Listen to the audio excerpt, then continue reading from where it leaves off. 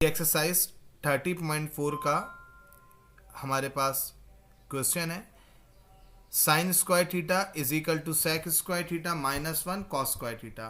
अच्छा जी, ये जहन में रखिएगा जब भी आपके पास ट्रिग्नोमेट्री रिलेशन को प्रूफ करने का सवाल आएगा तो सबसे पहले आपने कुछ चीज़ों को याद रखना है, जैसे tangent theta is equal to sine theta divided by cos theta.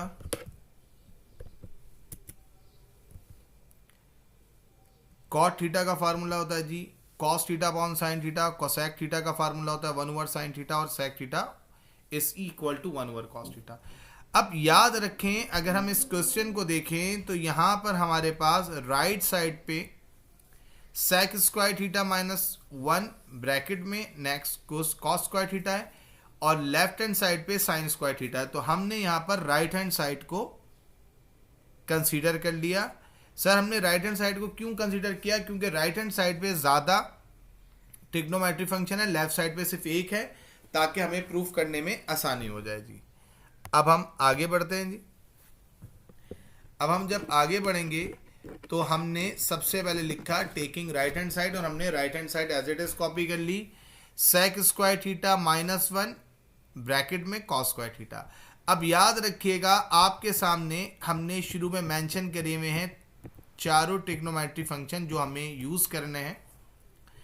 तो हमने सेक की जगह 1 डिवाइडेड बाय कॉस रख दिया। अच्छा याद रखिएगा, जैसे आपको ये चार ट्रिग्नोमेट्री रिलेशन याद रखने, ऐसे ही आपको एक और बात याद रखनी है कि हमेशा आप उस साइड को कंसीडर करेंगे जिसमें ज्यादा ट्रिग्नोमेट्री फंक्शन होंगे।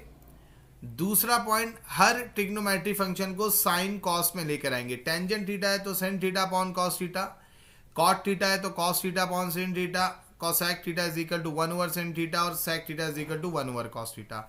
तो सर मेरे पास यहां पर सेक स्क्वायर थीटा था तो मैंने उसको क्या लिख दिया 1/, cos square theta. Sec theta बराबर होता है 1 डिवाइडेड बाय कॉस थीटा के, क्योंकि यहां पर सेक स्क्वायर था तो मैंने यहां पर 1 अपॉन कॉस स्क्वायर लिख दिया।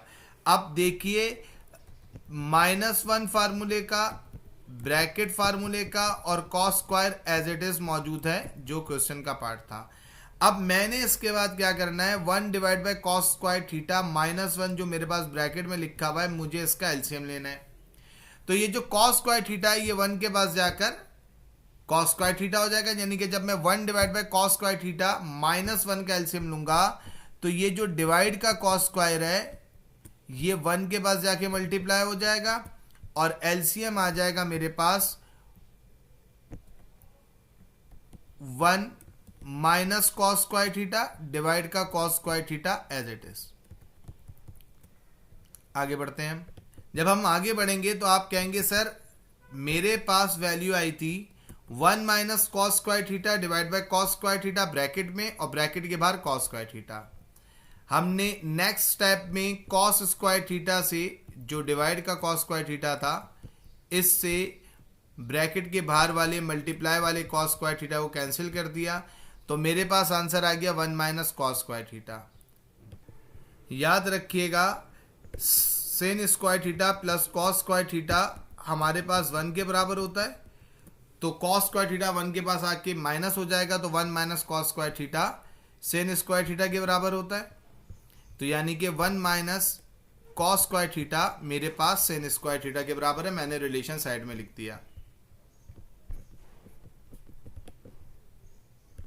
ये मैंने बाकायदा समझाने के लिए भी दिया कि कॉस स्क्वायर थीटा 1 के पास जाएगा राइट साइड पे तो माइनस हो जाएगा, तो 1 minus cos square theta Sen square theta के बराबर है।